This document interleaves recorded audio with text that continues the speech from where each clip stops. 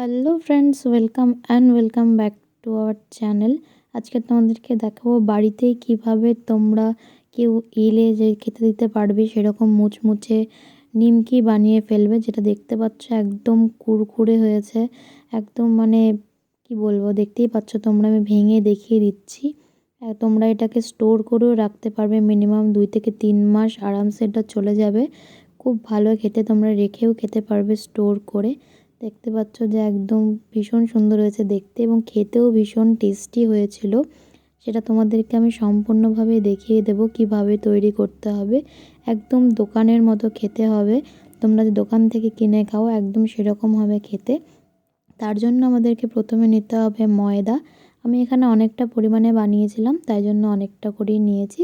তোমরা যতটা বানাবে সেই পরিমাণ নিতে পারো। তারপরে কালো জিরে নিয়ে নিয়েছি এবং সেটাকে ভালো করে একটু মিশিয়ে নেওয়ার পরে নিয়েছি আমি লঙ্কার গুঁড়ো। তোমরা যতটা ঝাল খাও সেই পরিমাণ লঙ্কার গুঁড়ো নিয়ে নিও, মানে যতটা নেবে ময়দা তার হিসেব করে। আমি এখানে মেজারমেন্টটা দিচ্ছি না। তারপরে দিয়ে নিয়েছি লবণ, আর তারপরে আমি দিয়ে নিয়েছি অল্প চিনি যাতে টেস্টটা ব্যালেন্স হয়, এবং তারপরে দিয়েছি সাদা তেল। সর্ষের তেল দিয়ে আমি করিনি, সাদা তেল দিয়েই করেছি।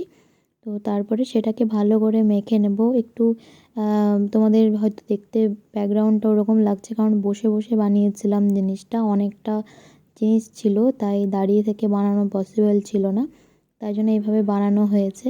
দেখতে পাচ্ছ যে এইরকম যখন দলা দলা হয়ে আসবে তার মানে ময়ম দেওয়া হয়ে গেছে। আমি এটাকে অনেকক্ষণ মেখেছি, বাট গোটা ভিডিওটা দেখাতে গেলে অনেক বড় হয়ে যেত, তাই তোমাদেরকে কেটে কেটে দেখিয়ে দিচ্ছি এবং বলে বলে দিচ্ছি যে কীভাবে কী করতে হবে। তারপরে অল্প অল্প পরিমাণ করে জল দিতে হবে, একবারে অনেকটি জল দিও না, অল্প অল্প করে জল দিলে যতটা তোমাদের পরিমাণ মনে হবে সেইভাবে দিও। তারপরে মাখা হয়ে এলে অল্প অল্প করে তোমরা জলটাকে পরিমাণটাকে বাড়াতে থাকবে আর মাখতে থাকবে। বেশি যদি একবারে জল দিয়ে দাও তাহলে ক্যাতক্যাতা হয়ে যাবে, তখন তোমাদের অসুবিধা হবে। তারপরে আধ ঘন্টা আমি এটাকে রেখে দিয়েছিলাম। দেখতে পাচ্ছ এরকম নরম হয়ে এসছে। আর তারপরে আমি এরকম বড় বড় একটা করে দলা করে নিয়েছি, কারণ আমরা অনেকটা করব একবারে, তো বড় দলা দরকার। আর রুটিটা আমরা বেলে নেব, এমন নয় যে তোমাদেরকে গোলই হতে হবে, কারণ এটাকে আমরা কেটে ছোট করব।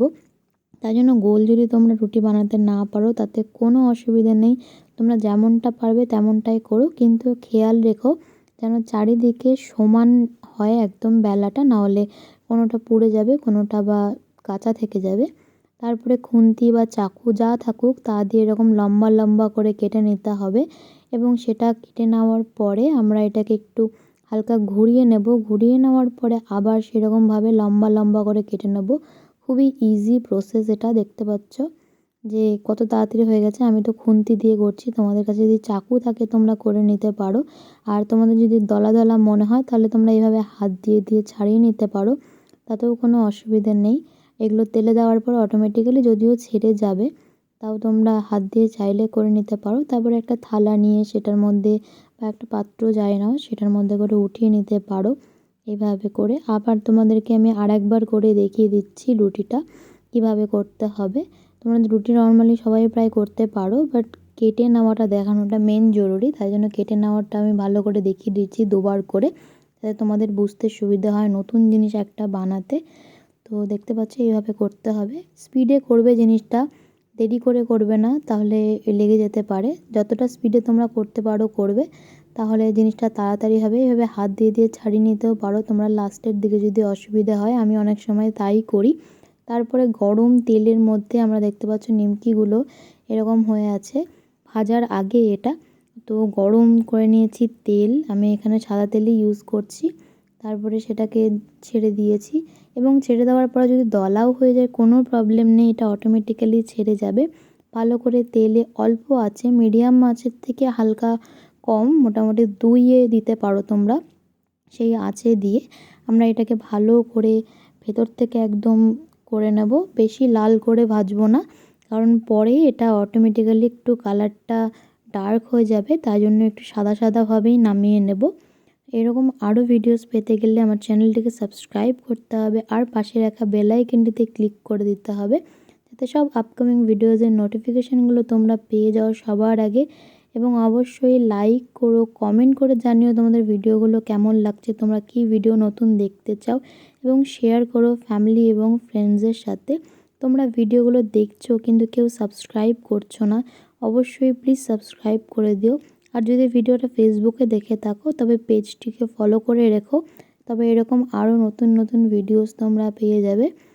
তোমরা চাইলে এই প্লেটটার মধ্যে নিচে টিস্যু পেপার রাখতে পারো এক্সট্রা অয়েলটাকে বের করে নেওয়ার জন্য, বাট আমি যেহেতু অন্য পাত্রে নিয়ে নেব তাই জন্য অয়েলটাকে এক্সট্রা করে বের করার জন্য রাখিনি তেলটা।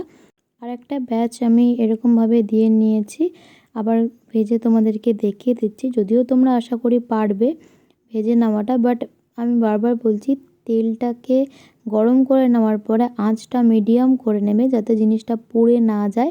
আর বেশি লাল করে ভাজবে না, কারণ লাল কালারটা চেঞ্জ হবে, একটু ডার্ক হয়েই যাবে কালার। তো ফাইনালি আমাদের দেখতে পাচ্ছ সবটাই তৈরি।